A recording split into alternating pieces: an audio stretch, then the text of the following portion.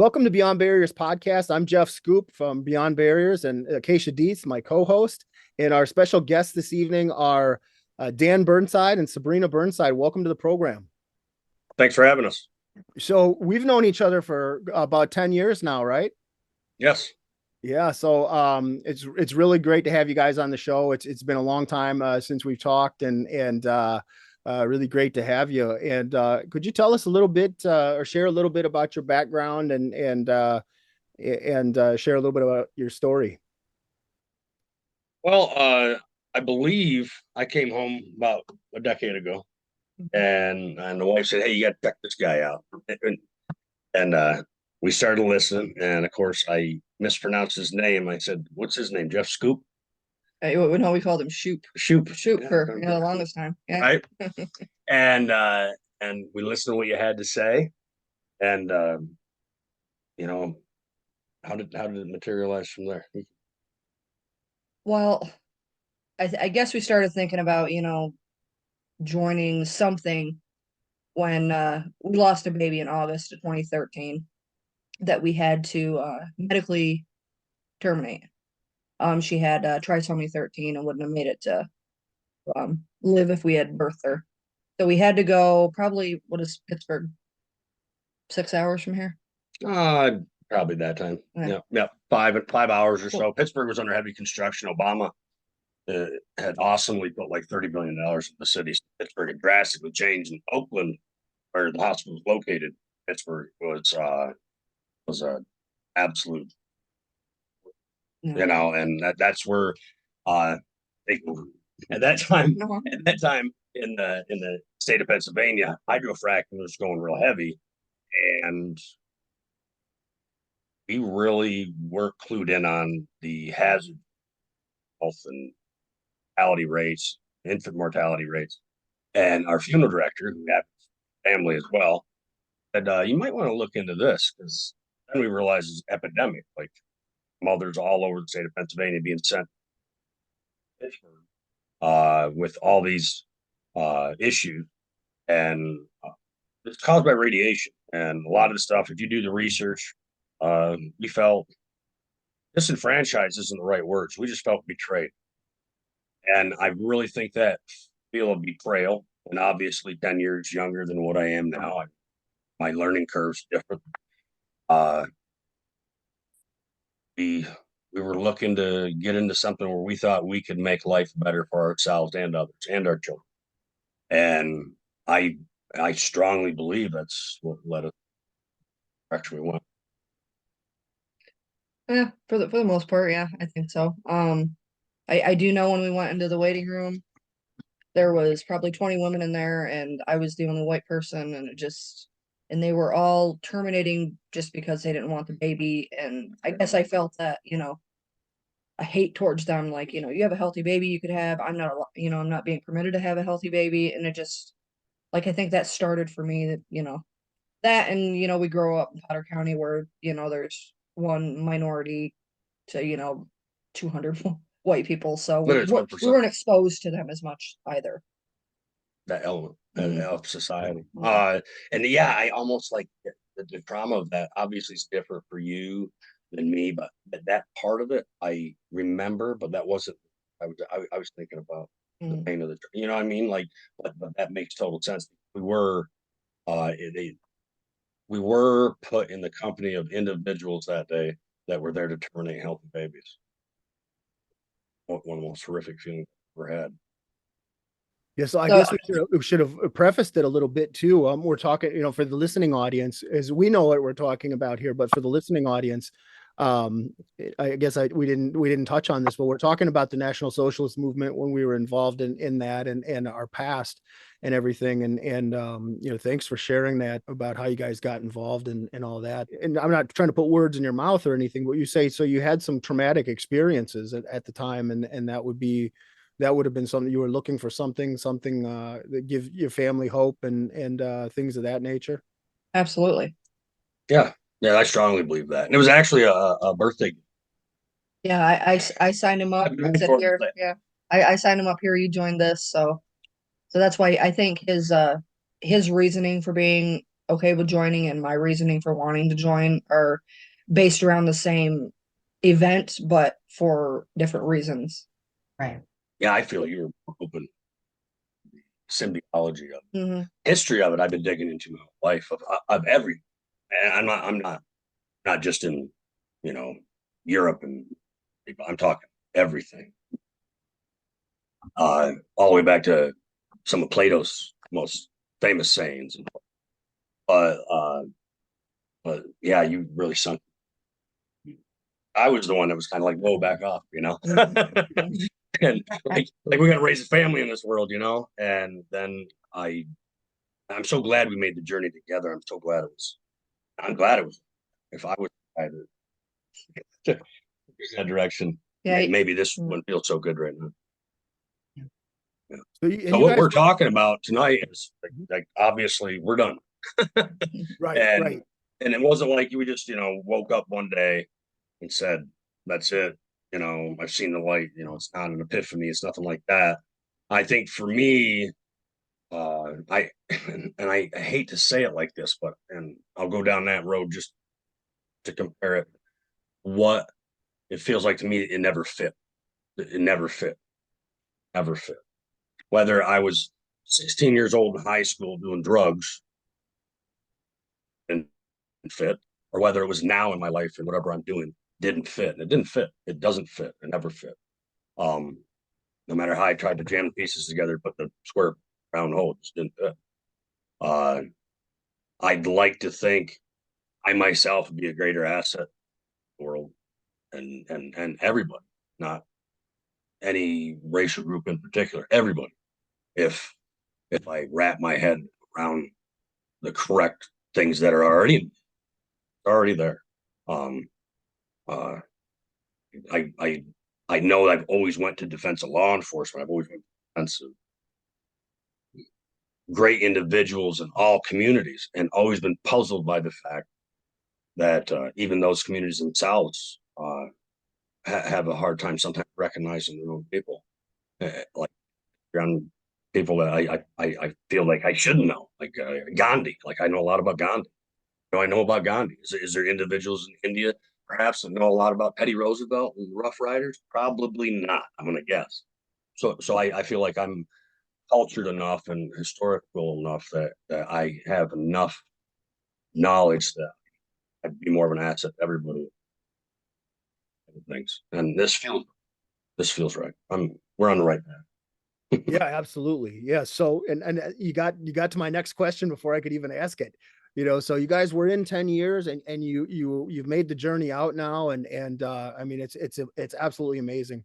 And you do have all this knowledge and these skills and everything like that. And I think you've got a lot of gifts to give the world. You both do.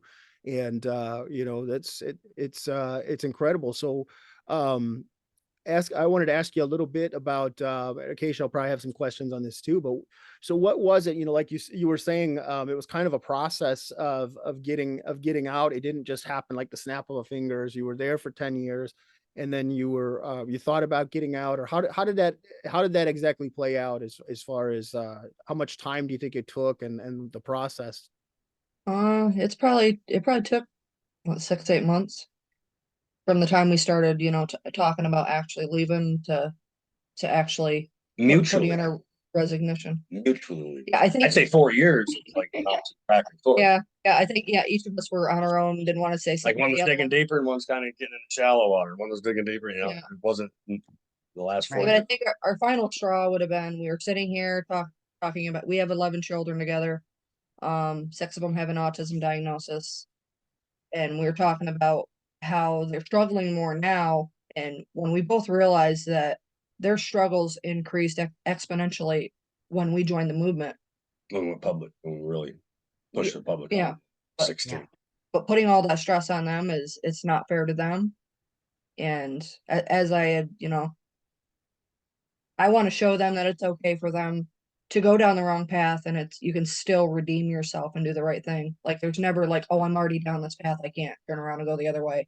10 years is a long time, but it's not forever. So I think this will help them and relieve a lot of stress from them. So that's what started. I think those kids drive us in everything we do. essentially that's the reason we started. That's the reason we've gotten out. Yeah. Absolutely. Yeah, I was actually just going to ask how, because that's one thing we talk about a lot too, is how like being involved in the movement and how our certain life choices, they affect more than just us as an individual, how that can spread to our family and other people we care about. And so that's why I was going to ask you, you know, with having 11 kids and being in the movement for this long, like if that negatively impacted them. And you said it right there, like that's another reason that you decided, like you saw how it was affecting them. Mhm. It's so much stress on them. Like I'll send them to school and I'm like, you can't learn this because they'll teach you the wrong thing, or you can't associate with that child because, you know, their parents Jewish, or, you know, they support Black Lives Matter, or whatever the reason may be. And I feel bad telling them that now, because you just look at them and you could tell they genuinely don't want to alienate people. They want to fit in and they want to, you know, make friends and not have that limitation put on them. Absolutely. So I know it's brand new and everything now, and you're on the other side of life and all that. Have you noticed changes with the kids since you've been out? I know it's really new, so maybe it's not a fair question yet, but do you think it's going to have a positive effect on them, or is it something you're I seeing? think it will. I don't think it has yet. Because essentially we haven't told anybody that we have left. Right. We've told you, we spoke to a friend of ours, and that's as far as we've went.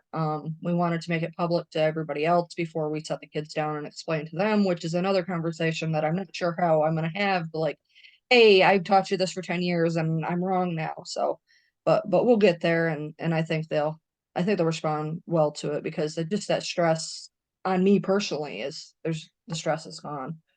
Like I don't have to go out and have that, you know, that shield up that like I'm supposed to hate this person kind of thing. So I think they'll be good with it.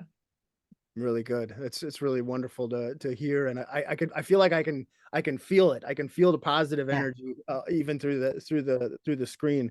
I know one of the things a lot of things I say about leaving is it felt like being involved in the movement was like being at war with the world all the time. And it's like once you've left, it's sort of like, I mean, at first it's stressful and all that, but it feels like that weight has lifted and you're not carrying that burden anymore. Do you guys get that as well? Absolutely. Yeah. Yeah.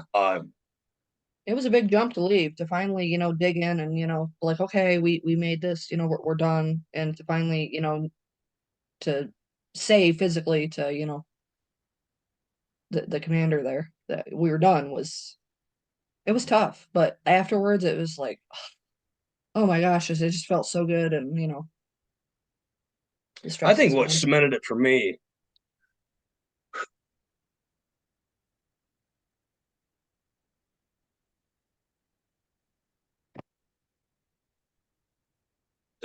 26th of August, we went to Mansfield University in Pennsylvania, Mansfield, Pennsylvania.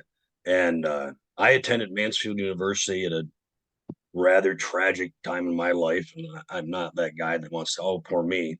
I'd rather think of makes you stronger definition of me.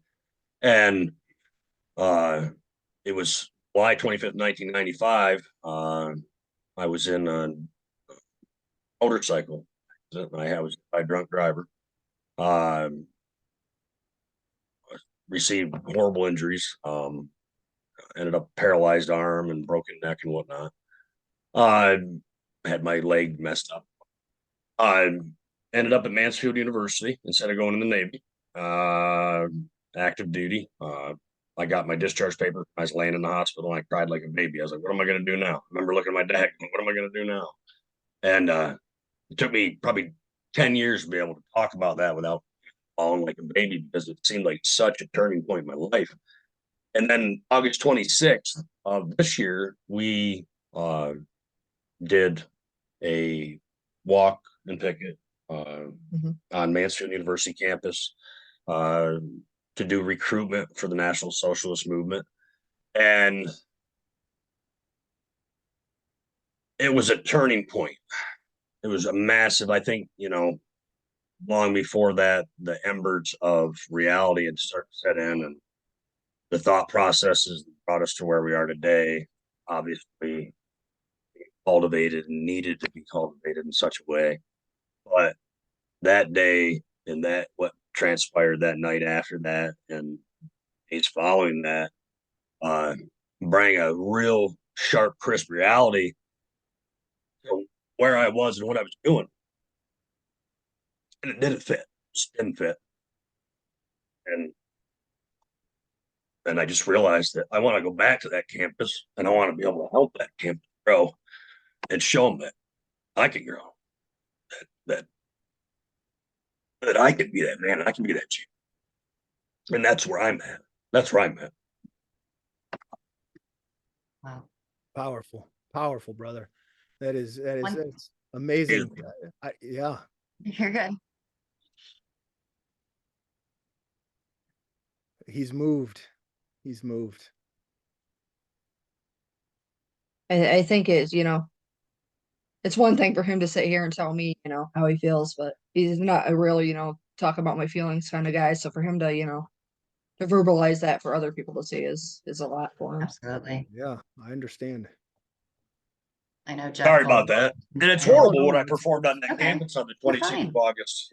It's horrible because when I look back at the experience I had back in 1995 when I was there, I took dietetics. I was in class with 60 girls, and it was just me and Sean Goodrum. I was like, man, I know I'm taking dietetics. And then I had art class, and I had theater class with Dr. Andrew Longoria. I had my art class was with a professional artist, not a professor. His name was Dale Witherow, one of the most extraordinary people I ever met. And everybody I could talk about at that campus from 1995 when I was there, they would not be moved by the possibility of me being a Nazi. They'd be in absolute disbelief. Be like, whoa. That ain't the Dan I knew from 1995. And when I heard that sentiment from people I've known throughout my life, whether it was 8 from high school, whether it was anybody like that, that their sentiment was, that's not the Danny I know.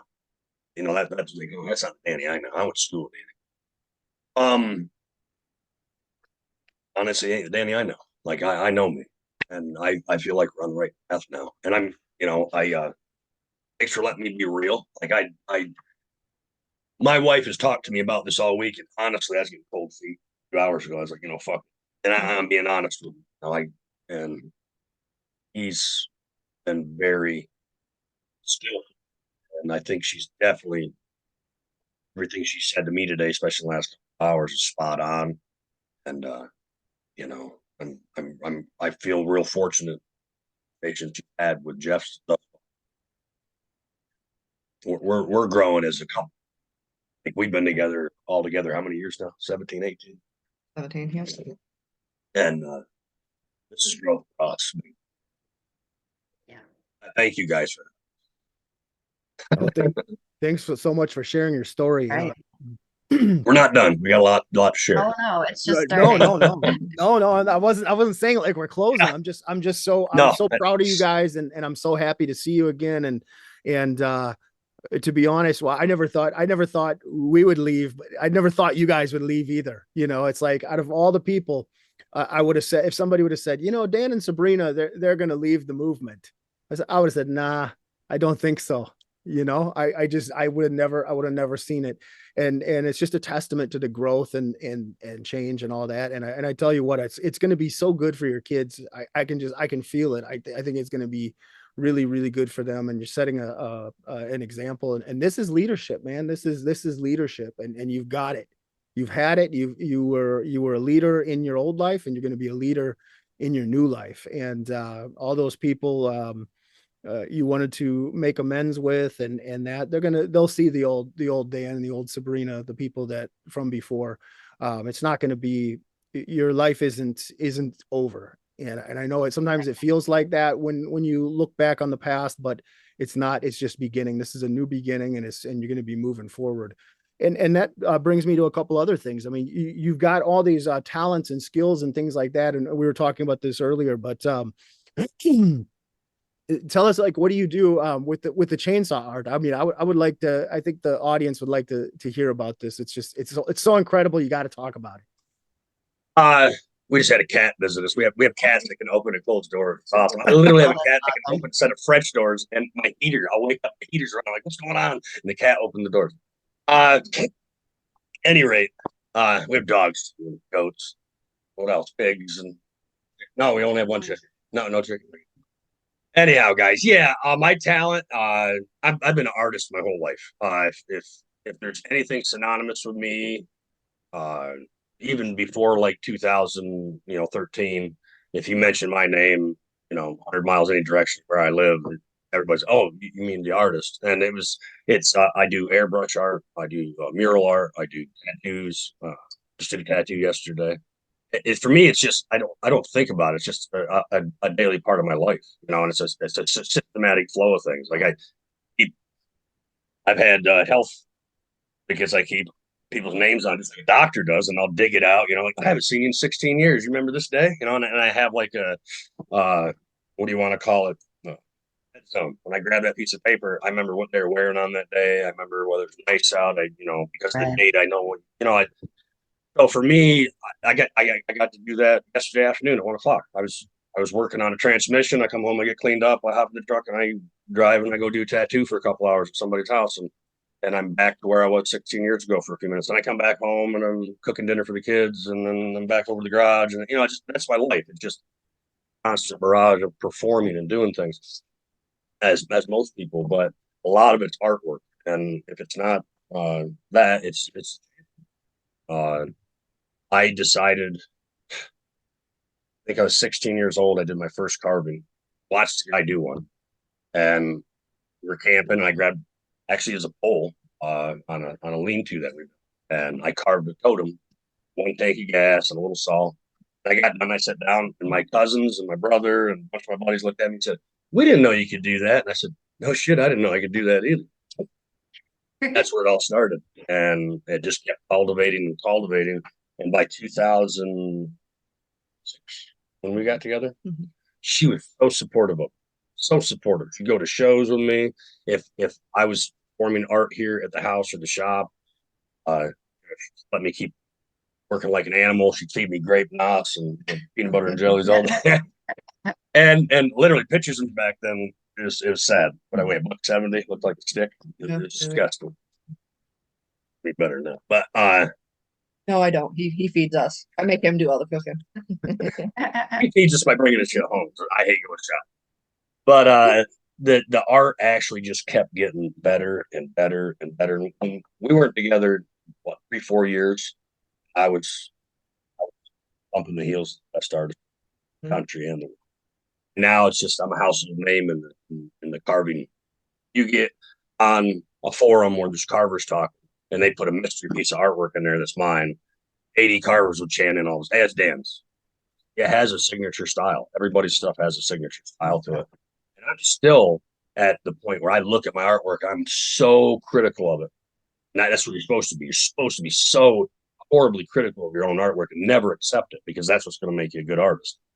And other artists will come, hey, master. Yeah, master, you did that half the time it took me to do it. So I get that reward in that.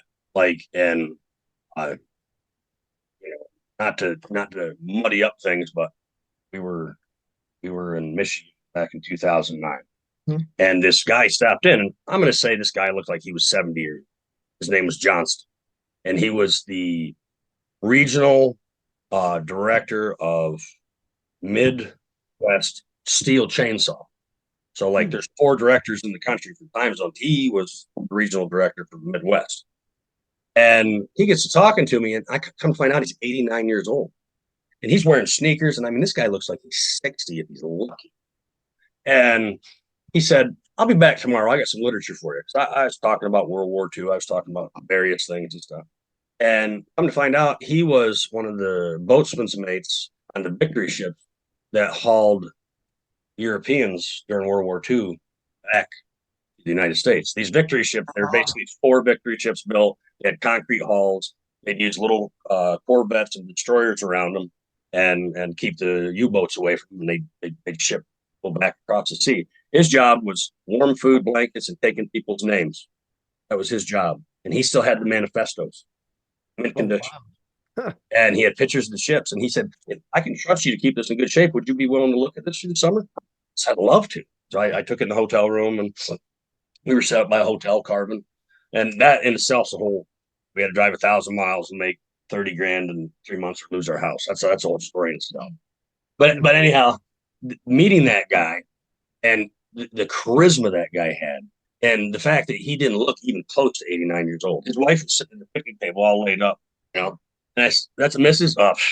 You know, like he's like she gave up 20 years ago, you know. And the guy absolutely fascinated me, and was one of those characters that I often go back because what he witnessed on those victory ships, the people he was bringing back,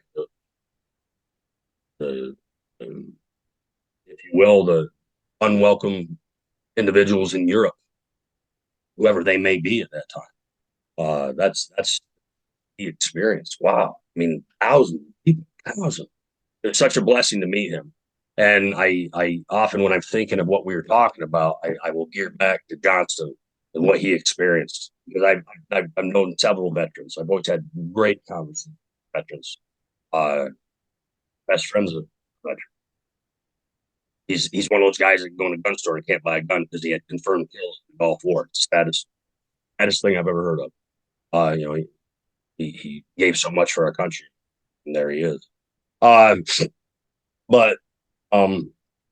yeah, I wanted to share that with you because that was a time that was very trying in our lives as well, and it's to be a pivotal time. And I think about that, we experienced that together, and then we fast forward a few years after we lost a child, and we ended up, you know, teeth and nails dug into something that we thought at that time seemed right. We thought we were doing the right thing for our children, and quite obviously we were one.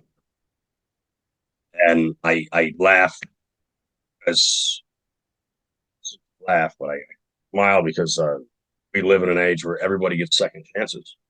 Even Kenneth Allen McDuff, the broomstick killer, got a second chance. Not that he deserved it, but I want my second. I'm not an axe murderer. I'm ready. I'm ready, and I'm ready to be something that everybody can sink into, inspired by. So yeah, the chainsaw art. And I think we recognize the people that we have hurt and the people that we have offended and the people that we pissed off. And I guess the best thing we can say to those people is we were wrong and we're sorry. Genuinely sorry. Yeah, we're genuinely sorry. I mean, I'm sure there's going to be those people that don't believe me or believe him, but from the bottom of my heart and his, we know that we were wrong. We know that we're sorry, and in the end, that's all that matters. So. Well, again, back to the artwork. You can now to help reconcile what has been. You know, that's one thing I always remind myself. It's like, much like you guys, like, had anybody ever that has known me, you know, since I was little, ever thought that I would have went down the path that I would have went and would have been a Nazi, they would have been like, what? Like, what? Who is that? And nobody would have thought it either. But like you said, you know, that's the amazing thing is like, it ain't over until you're 6 feet under. So it's never too late. And you mentioned before also about being like not feeling necessarily like you're stuck. Like there's always a chance to turn around.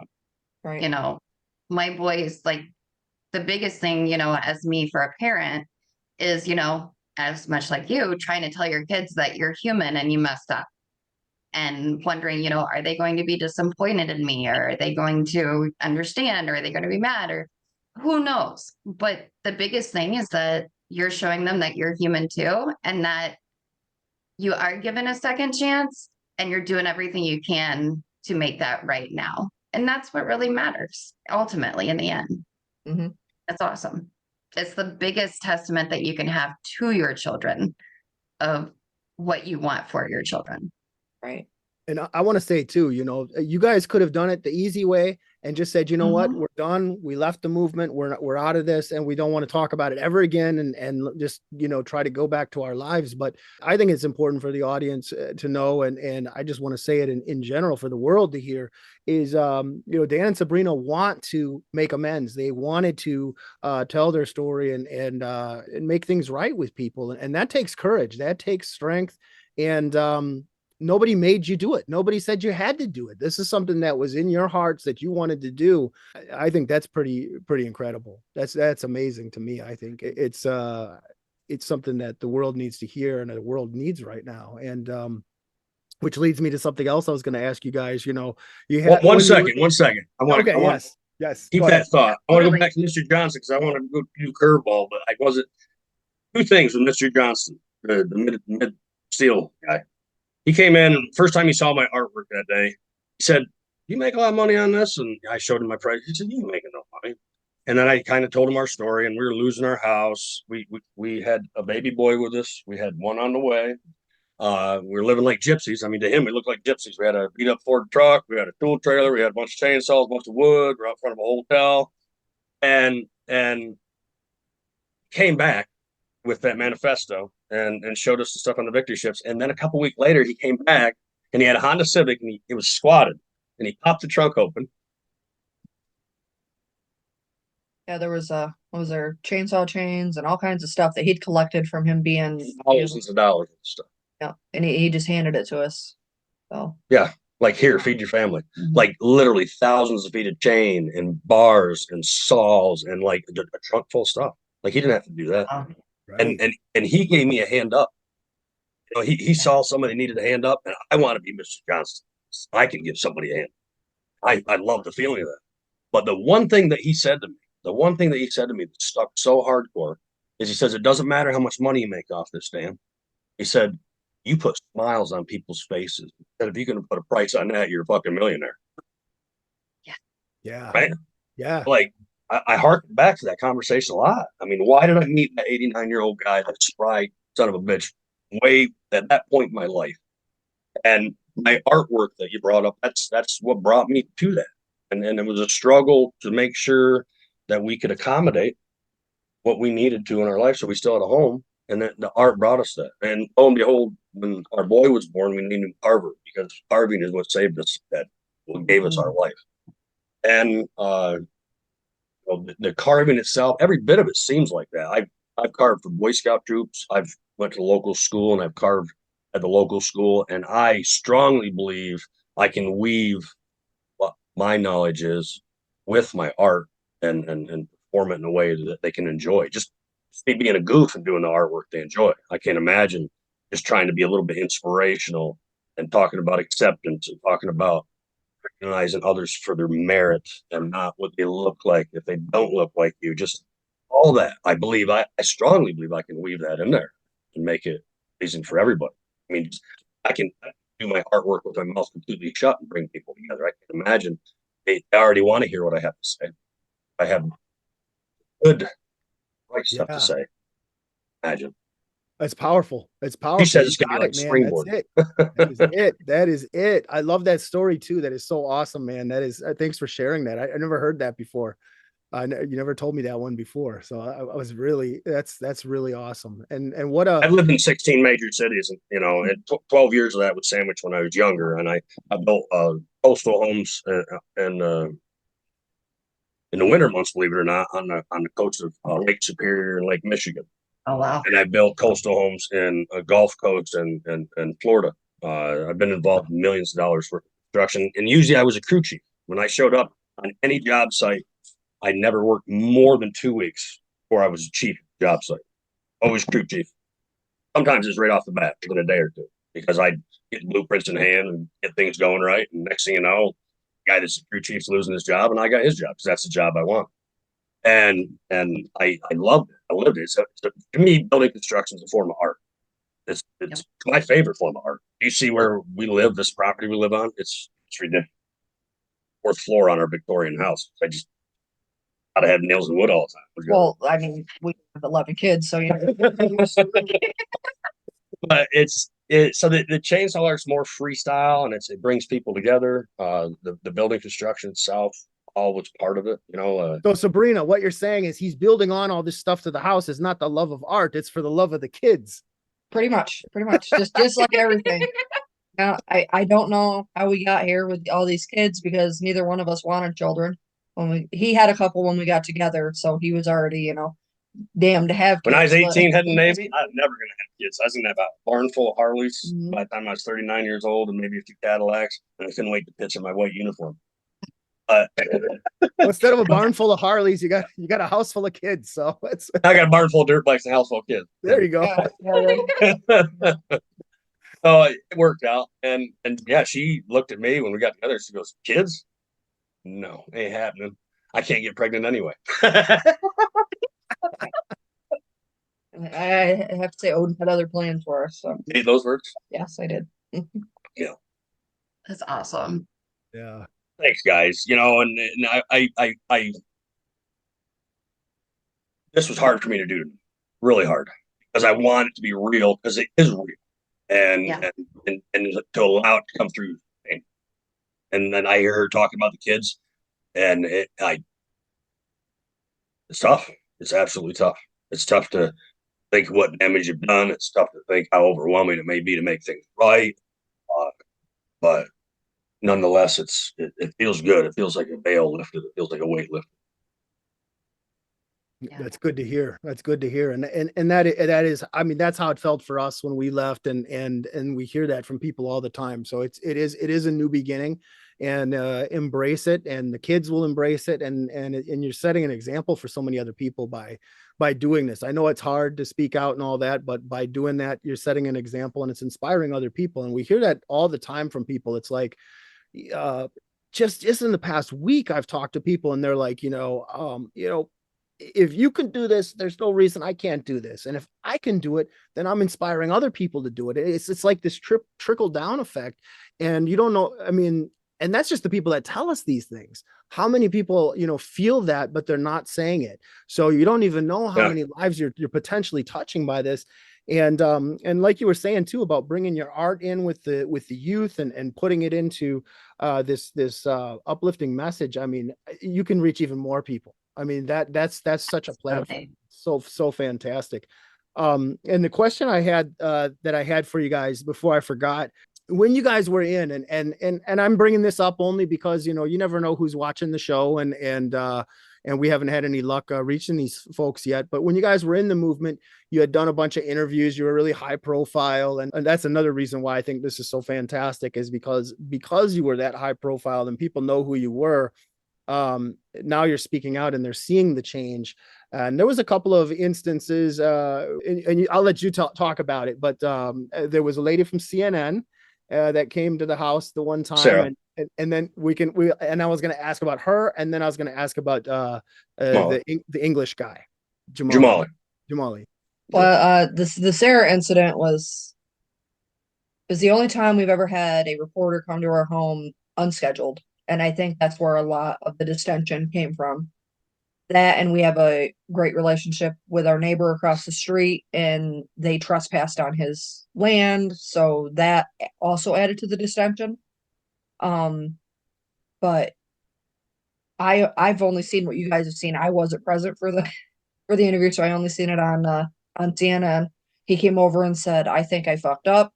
I don't know, I did this, and this." And when we first started talking about leaving, her name was the first one to come up. Like he said, I feel like I need to reach out to Sarah Seidner and apologize for the way I treated her. And I didn't attack Sarah racially. I did not attack Sarah racially that day. What I did is I just went completely anti-Semitic, honest. And I went batshit crazy about, because she'd covered stuff in the Middle East, and I was pouring the U.S.'s involvement, and I wasn't being great. And I talked about her news CNN that actually helped her to all that. But I don't want to get into that. But like Sarah herself, I definitely would love to have that interaction. I believe not just the conversation that her and I would gain, perhaps, but like everybody, because they got to see the worst involvement. Got to see the worst of me. They Absolute worst. And they need to see, a grown man that's has the ability to say, I was wrong and I treated that woman awful, and I'm regretful, and I'm man enough to say I'm regretful. Oh, absolutely. Absolutely. And the same, I guess, could be said for at least I have to just list names right now: Gabriel Pogrom, Jamali Maddox, uh, Roger Moore. Roger Moore, not the actor, but the actual the European editor. Mhm. And honestly, there's a girl from Buffalo News, and I can't remember her name. And as soon as I do, I want to reach out to her. Uh, my wife was involved with PTO, and someone disenfranchised on the PTO called Buffalo News, and I had the Buffalo News show up at my doorstep. And I lived in Buffalo. I know every street in Buffalo. Uh, so I gave the girl the idea. So that's fine. I said, I said, I'll know where you live before you even get home. And her news guy slash cameraman slash bodyguard that was with her, she looked at him and he looked at her and goes, "That's fair world. He's allowed to know where you live. I said, "Yeah, you came to my house unannounced, and you're threatening all kinds of stuff against my wife and take her ability to be involved in her children's schooling and stuff like that. So I'm going to take it personal. Yeah, I'm going to know where you live before you get home. I don't mean nothing by it, but I'm just going to know where you live. I'll one of my friends take a photo of the front of your house." I feel horrible. I'm sure that girl, she left here. She didn't do a news story. I don't think she could get paid enough to do a news story. I'd love to talk to her. Like, as bad as, Mhm. and Jamali, we didn't have bad interaction. Jamali asked me reasonable questions, and I gave him unreasonable answers. And I'd love to sit with Jamali and have that conversation, because I think he's a champion to all people, and I think he has the ability. It's not to lift me up, put me on some kind of pedestal where, hey, I'm this good guy now, and okay, I want to be up here with you. It's not like that. He has the ability to reach thousands of people and maybe change ardent discontent in other individuals that are acting a fool. And you know what I'm saying? So, like, I think And for context, so we were talking about Sarah Sidner from CNN. We're talking about other newscasters, and just for the audience, because they don't know, I don't think they probably don't know who we're talking about. Jamali Maddox was from Hate Thy England, Neighbor. and he was doing Hate Thy Neighbor, right? Yeah. So it was a program. The last I saw, it was on Hulu, and it's on a bunch of different things like that. So Biggest thing he's ever done. Yeah, it's through Vice. Yeah. Like, literally, it's the big. Jamali Maddox is known synonymously for the episode 4. They actually changed it to episode 1 because people wouldn't watch it. Episode 1 of Hate Thy Neighbor. That's what he's. So I think that's prime opportunity, especially you, especially her and I. I mean, like, you've been doing this longer. Like, I'm not saying doing this as in it's a gig or a thing. Like, you've been walking on the right road longer, and I think so much to gain by that conversation.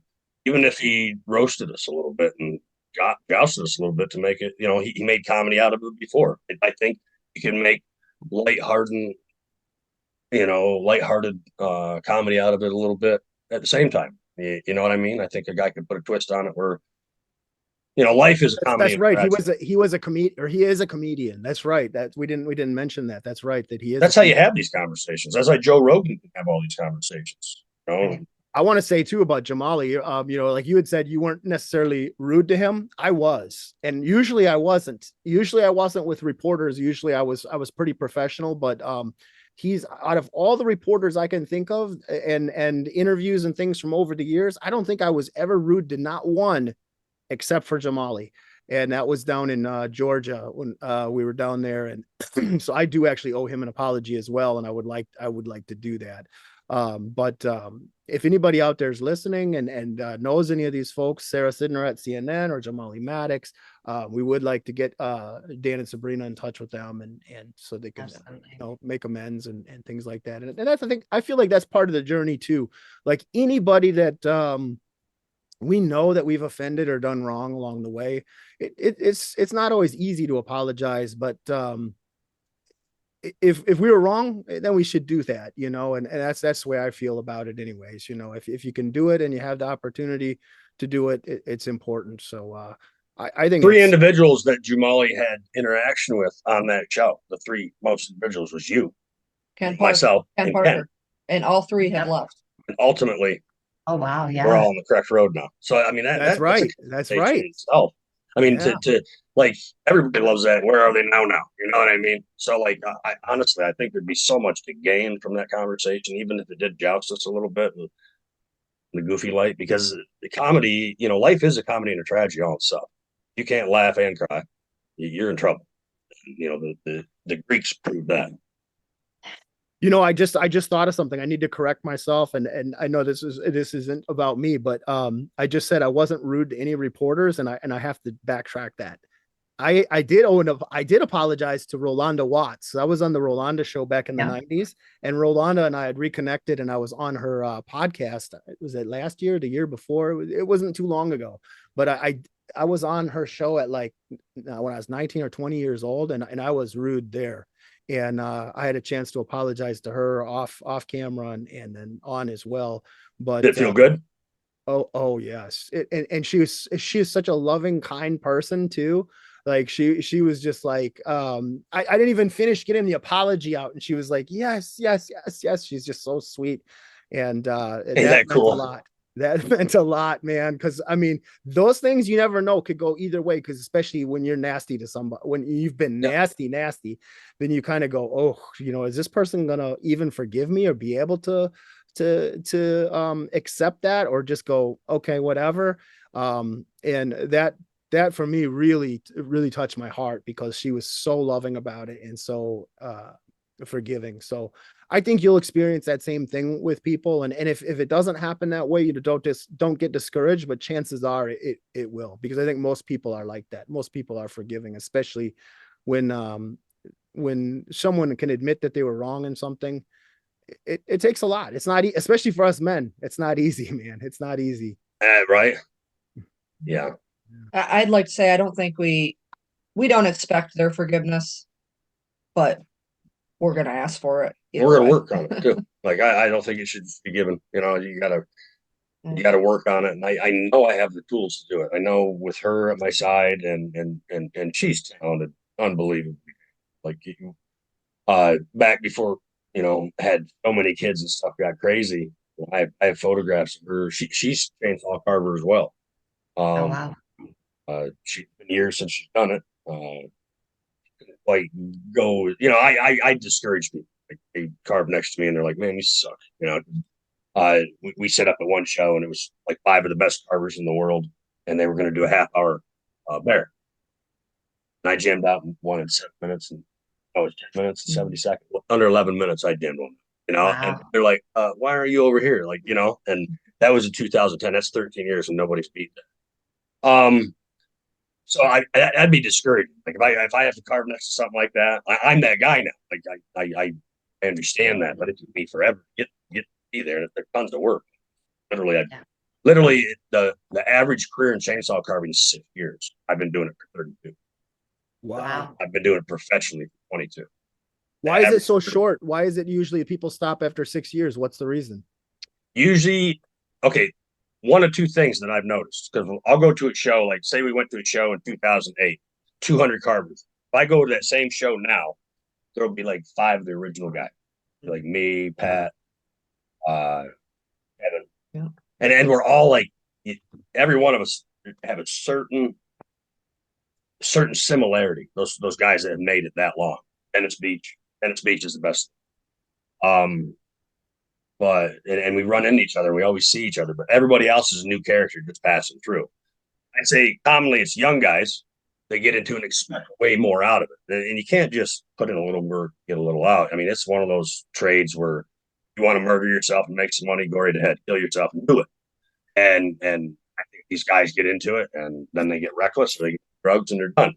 The other scenario is 45 years old or 50, I'm going to take early retirement. I'm going to have some young buck like me teach me how to do it. And I'm going to get into it because I have the money and the assets and everything and the ability to do it, because it costs money to carve. Oh, You yeah. know, it's a massive investment. You can't just, I guess you could grab a 10-cent saw and go and try to be the Charlie Daniels of carving, but it's not going to work out for you. So the carving, it's like it took its own path, you know? Yeah. And I think a lot of them don't. There's a huge safety to it too. I mean, the chainsaw is obviously dangerous, but there's the burning and the paint. And people are just stupid sometimes. They'll be like, I'm just going to inhale all this paint. And then, you know, the char that comes off it, actually mercury comes off the white pine is the most common species. So when you burnish it and you actually take that char off, you're actually getting mercury in you. So there's lung issues, all kinds of stuff. So we've watched guys like Bob Huff, one of the best in the world, in 6 or 7 years' time. He has pieces all over the country. He died. He was doing relief carvings, and he was getting too much carbon dioxide off the salt. And he went to bed, and he didn't recover, and died in his sleep. And he was like 56 years old, and he was the guy that was like, you know, making back marks about mine. And the next, you know, I was on his shirt tail. I was right there, knocking on his door, trying to do his art, be as good as him. Now I see his art, and I think, holy shit, I thought that was good. You know, and that's where I'm at now. But it's the average career is 6 years. When I got into it 30 years ago, there was 14,000 artists in the world. Now there's 140,000. Wow. Drastically changed. Pennsylvania it used to be Alaska, and then Northern California was one of the hot spots. North Central Pennsylvania, where I'm at now, this is the place to do it. We actually have what are they, vocational schools for our high schools. They actually bring chainsaw carvers in to teach, and that'll be an opportunity, I hope, open to me now. I think that's something they have wanted and could have, and this opens that door. I think so. Yeah. I mean, it should. It definitely. I mean, your work is so good. Like, I think they would be remiss not to have you. Is there anything else, Acacia? Did you have anything else, or is there anything else that you guys would like to mention before we close out the show? I had one quick question, and it's actually for you both together, but also separate. For if there is one thing that you would want our listeners to be able to hear, or like one message that you think is important, what would it be? oh yeah, make me go first. I guess the same one I'm going to tell my kids. It's never too late to admit that you're wrong. There's no finality down whatever path you take. If you feel it's wrong, you need to swap. And there's people there that will lift you up when you're down, like you guys have done for us. It's made it a lot easier and a lot less stressful leaving. And we've been watching for a couple years, and I'd like to say that Jeff, you know, it's horrible to say this, but he got us into the movement listening to his speeches, but he also helped us get out as well. Listening to his speeches. So. Isn't that wild, Jeff? I mean, honestly, if this turns into something big, and you know, like knowing you, and I had the opportunity to hang out with you, like, you know, and I enjoyed myself that day. Like I didn't want to head out right away. We had something happen at home, and had to get back. But it was a good opportunity to hang out with you two. It's like you said, I think it's fitting that you surreal know almost. that you're the one helping us get out. I think it's kind of like a redemption for you as well. Like you're like, oh, you know, I got these people into it, but you got us out as well. And I want you to know that, like, so you don't think like, oh God, I screwed these guys over by talking them into getting into something. At the end of the day, when you stack the blocks, I think all those blocks will had been there to accomplish what we need to accomplish. And when you guys mentioned that on the phone, when you mentioned that, and it's interesting because when you said, yeah, you know, you're the reason that we joined the movement, I felt like my heart just sunk. I was like, oh God. And then you're like, you have to include that in the conversation. You also helped us out. So I was like, okay, now I feel a little better about that. So it's incredible to see this full circle and to see you guys on this side of things. And I want you to know too, you know, we're here for you and your family. And if there's anything we can do, you know, as you're going forward, you can count on us, you know, friends, that's what friends do. And we're here for you. We're grateful to you, Jeff. Honestly, it's a peace of mind. Like she said, because maybe something redemption on your end, but I think if you could look at life in terms of accidents, it's a happy accident that you're here with us now and want to grow from this. And bring us along, we'll bring you along, whatever it takes, you know. there was somebody else, media personality wise, that I wanted to say something to. I feel that people are going to grab a hold of this, Jeff, and it's going to go. I just feel that like this is going to be, you know, us our TikTok videos next year. Really think. I see big I- things in you guys' future. I mean, if you're so you're so multi-talented and you got so many good things going, and it's just Absolutely. gonna expand. It's got to. Can I ask you guys a question? Sure. Absolutely. Okay. When you guys went down the right road, right? And did you hope, and at the same time, perhaps maybe even a little bit of you expect there'd be others to follow in a more timely manner than it took us a while? Like, is that a reasonable question? Because what we're hoping is we cause that inspiration, not just inspiration in the communities that we have been wrong. Okay, I want to cause inspiration there. That's utmost. That's the first place I want to create inspiration. But as far as other individuals that were or are in the same boat that we were in and want to grow, want to mature, want to look in the mirror and say, hey, this isn't the guy I knew 20 years ago. Something's just off. You know, it went down a direction that it just does not work. That's what we feel. Is that one of your biggest inspirations every day is like us coming along, and is it happened to the degree in which you'd like, or would you like to, you know what I'm saying? Would you like to see? It's a great question. And a lot of people don't ask that, but yes. When I first left, a lot of people came with me and a lot of people came soon afterwards. And it wasn't everybody right away. Some of them took several years, but over time, a lot of people reached out, and only a few of us are out speaking about it, because most of them don't want to, you know, like they just like, you know, with cancel culture and all this, they're like, you know what, I just need to put it behind me. And it's stressful for a lot of us to talk about it. You know, I was talking to one of the girls the other day that was involved, and she says, you know, I want to speak out, but it causes me so much stress to talk about my past. I just want to put it behind me and move forward in life, you know. So that's kind of what a lot of them say. But there's a lot, brother. Like, I mean, you're gonna you'll probably have a bunch of them reaching out to you in pretty soon, like after this comes out, because some of them will see it and they'll be like, whoa, I never expected that.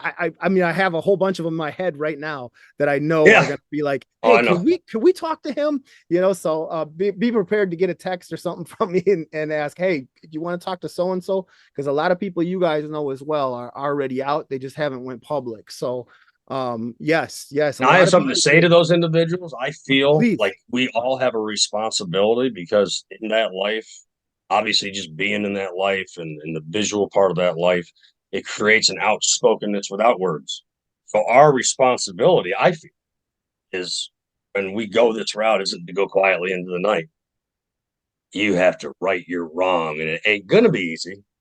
It should be hard, and it should be painful, and it should be something that's going to make you grow.